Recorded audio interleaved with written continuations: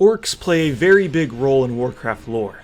Because of this, there are a lot of clans from all walks of life that originate on Draenor, and even Azeroth. You've probably heard of the clans like the Frostwolf or maybe the Warsong, but there are other clans that you may have never heard of before.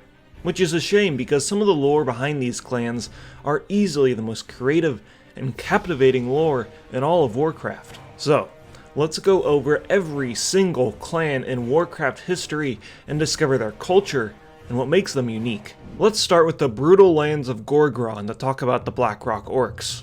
The Blackrock clan was founded in the caves of Gorgrond and are named after the ore they harvest. The clan is known for their excellent craftsmanship of weapons and armor, and a monolithic forge was created to serve as their home. The clan would ultimately be one of the main driving forces for the Orcish clans to fall under Gul'dan's control. In the book Tides of War, Jaina says that their skin is grey from being inside the Blackrock mountain, but that's on Azeroth.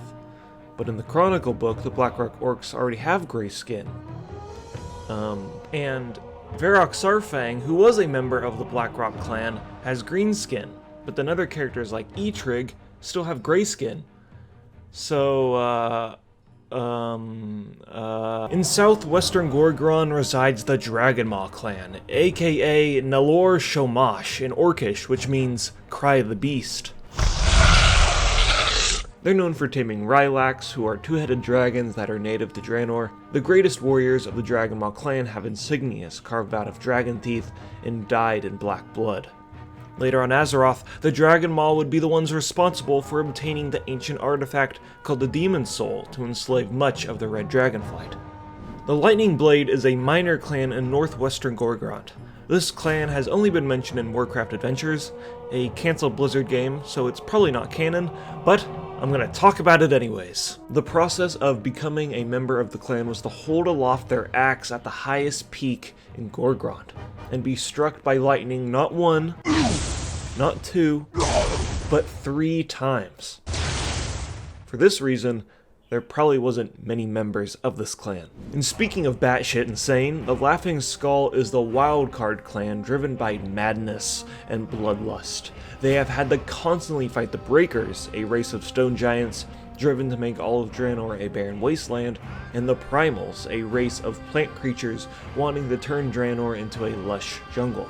The Laughing Skull was right in the middle of this never-ending conflict. And in order to survive, they matched savagery with savagery. The Laughing Skull welcomes death, learning not to fear it, but to laugh in the face of it during glorious combat. The Tanaan jungle is the most hostile region within all of Draenor. Despite this, Orcish clans still find a way to survive. The caves within the dense forest hum with a dark power that the orcs could tap into. Some orcs found glory within these caves, others, madness. The ones that fell into this dark power became the Bone Chewer clan, a clan named after their willingness to resort to cannibalism. This clan is also known for covering themselves in the bones and organs of their enemies in battle. The orcs that found a way to harness the power within the jungle became the Bleeding Hollow clan, a clan of superstitious and shamanistic orcs that clung to survival in the harsh jungle. The Bleeding Hollow once had a sickly leader who was the father of Kilrog Deadeye. Within the Vault of Eyes, a chamber filled with the skulls of the clan's former members, Kilrog performed a ritual, which involved carving out his own eye to see his own fate. Sometimes, the vision would show much more.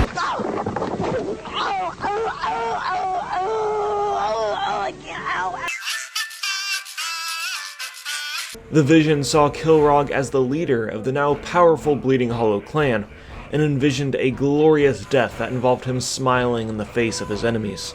This vision did not include his father, so it was then Kilrog assassinated him, leading the clan to a glorious new beginning to claim the jungles for their own, rather than hiding in fear.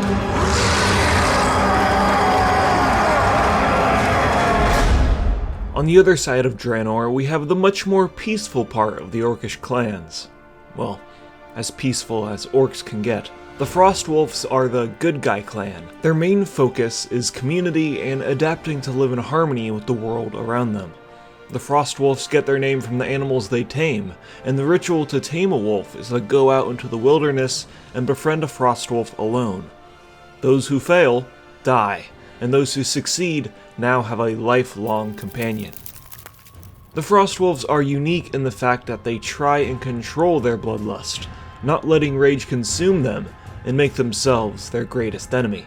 One of the Frostwolves was named Kastrakor, the only orc known to fight in the Blood River War. This war is now an event shrouded in orcish history, and the only time the Darkscar clan have ever been mentioned in the lore. Kastrakor also wielded an axe called Serathil during the war, a random BOE axe that is in Classic. The Whiteclaw clan was basically a carbon copy of the Frostwolf clan that dwelled in the eastern regions of Frostfire. At the end of Draenor's lifespan, there was a shortage of food which caused much infighting between the clans. The Whiteclaw was one of those clans that was easily bullied by the others and eventually faded into history. One of those bully clans was the Thunderlords. This clan was much more hostile compared to the others in Frostfire. They set out to dominate the lands rather than adapt to it. They were known for being big game hunters, hunting large creatures like the Grin.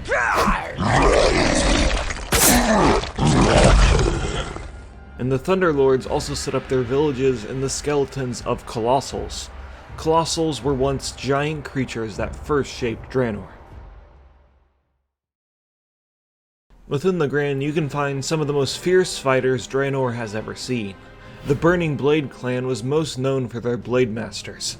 Blade Masters are basically orc samurai that have mastered the use of swords, axes, and polearms. They have the ability to slash their blades faster than the orcish eye can even see, and also have the ability to create mirror images of themselves. How do they have this ability? I don't know, maybe arcane magic or something? Who cares? It's just cool. After the Second War on Azeroth, the Burning Blades split into two groups.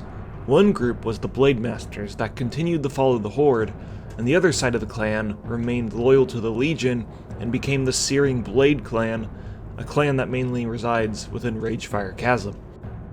The Bladewind clan is a very minor clan that barely got any screen time. Gul'dan infected them with Redpox, a nasty disease that made boils swell on their skin and they vomited blood. This disease wiped out 70% of the clan, and Gul'dan said it was the Draenei's fault. May the Naru bless you. This led the clan to go on a killing spree and use Draenei prisoners in brutal sacrifices to appease the elements to cure them of their sickness. The Draenei really didn't like that and they wiped out the clan shortly after. The Warsong are easily the powerhouse in the Grand. The Warsong intimidate their enemies with war cries, drum marches, and even an instrument called the Bull Roarer. What is a Bull Roarer?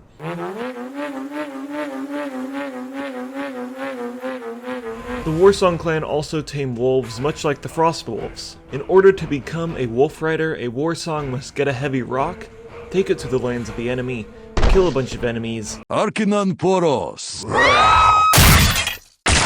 put a trophy of those defeated enemies on the rock, then go subdue the largest member of a wolf pack, then ride him to the highest peak of Nagrand, and if the orc truly tamed the wolf, he'd be fine, but if he didn't, he'd be bucked off the mountain by the wolf to his death.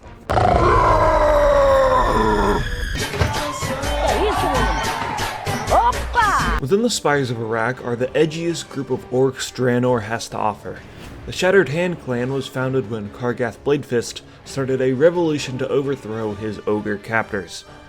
Bladefist's life was already cut into pieces, so his last resort was to destroy his own hand to escape from his shackles. He adorned his nub with a makeshift blade and set out to annihilate his ogre leaders. All of the other orcish gladiators in the arena followed his lead, thus the Shattered Hand clan was formed. This ritual of cutting off your hand was now a defining symbolic feature of the clan. All members of the clan are required to smash their left hand with a rock until it's utterly destroyed, then cut it off, then cauterize it, and then attach a weapon to it. The purpose of the ritual was so members could learn to enjoy the pain given to them, and that the pain was a driving force to make one stronger. This sentiment is also shared in their rituals after a victory. When a battle is won, members of the clan will practice self-mutilation and cut themselves and cover themselves with piercings as a way to celebrate their victory. For this reason, it's difficult to tell if a seasoned member of the clan have scars from combat or from themselves. In Shadowmoon Valley, there is, well, the Shadowmoon Clan. They are known for being deeply spiritual and one of the more peaceful clans on Draenor. Their power came from their knowledge of the stars above them, and they'd track down their movements to record patterns to see into the future. Mystics of the clan would carve runes into their skin with ceremonial bone needles to speak to their ancestors. They also dabbled in powers of the void, but overall they were kinda just a bunch of chill astrology nerds. That was until Ner'zhul, their leader, accepted Gul'dan as his apprentice, and he manipulated the Shadowmoon clan with the help of Kil'jaeden, and ultimately combined almost every clan to becoming the Horde. I say almost because there were clans like the Redwalker clan who resisted joining the Horde and were destroyed. Now, despite this minor setback, the Horde was still a powerhouse and killed virtually all the Draenei and went to Azeroth. Now, I just skipped over like a bunch of lore there, but you get the general idea. This video is more about the culture behind the clans rather than the main overarching story. Now, before we go to Azeroth, I need to talk about the last clan on Draenor, and that's the Flower Picker clan. You see, the Flower Picker clan was an Easter egg in Warcraft 2, but in the Warlords of Draenor beta, there was some mysterious flowers in all of the zones. If you interacted with the flowers, it would make the members of the Iron Horde run away in fear, and a mysterious orc would appear and stab them in the back. This little Easter egg was removed during the Warlords of Draenor beta, probably because it was goofy. Too goofy in an expansion where we time travel to an alternate universe and the main bad guy at the end is forgiven after committing mass genocide because he kind of helped us fight a demon at the end. Draenor is free! But I'm getting off topic. Okay, so the orcs invade Azeroth, and this is where Warcraft 1 starts. In Warcraft 1, there are the Warlock and the Necrolite clans, but these are probably just the Shadow Council and the Shadowmoon clans before they got their official name given to them. The Blacktooth Grin clan was created as an offshoot of the Blackrock clan by War Chief Blackhand's sons, Rend and Maim. Here's a fun fact about these twins: they were artificially aged by warlocks. So does that mean that Rend and Maim have the mental capacity of little babies? Are they potty trained? Can they tie their shoes? Do they know their ABCs? The Blacktooth Grin clan were mainly used as scouts, and to join the clan, members would need to knock out one of their teeth. The Blacktooth would ultimately turn into the Dark Horde within Blackrock Mountain, but before that, they helped assist in chasing down the Stormreaver clan. The Stormreavers were a very small but powerful clan that was ran by Gul'dan in the Second War. During the war, the Horde planned on attacking Lordaeron, but the day before the attack, Gul'dan, the Stormreavers, and the Twilight Hammer clan, a clan founded in Draenor that was about using void magic but not founded by an orc, just pieced out and went to go find the tomb of Sargeras so Gul'dan could be even stronger. Their mode of transportation to get there was giant turtles that the Stormreaver clan rode atop of. Gul'dan, the Stormreavers, and a good chunk of the Twilight Hammer would ultimately die within the tomb. The Rage Roar was a clan that was created to have an enemy for the Alliance that fight in Cataclysm. This is the only clan ever created in World of Warcraft, and despite it presumably being just a throwaway clan, it is mentioned in the book Tides of War and is featured in BFA. Okay, so I saved my favorite clan for last. It blows my mind that no one has ever talked about this clan, because it's pretty frickin' wild. This clan is only mentioned in lore from pieces of paper from a journal that is scattered around the rugged lands of Taolong Steppes. Yes, in Pandaria.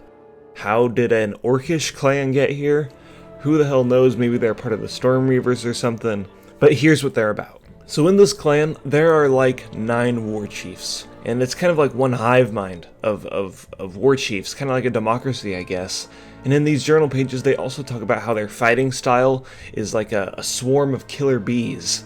And really, it's safe to say, they're nothing to fuck with. That's right, it's the Rizza, the Jizza, Old Dirty Bastard, Inspector Deck, Ugod, Ghostface Killer, the Method Man, Raekwon the Chef, the Master Killer.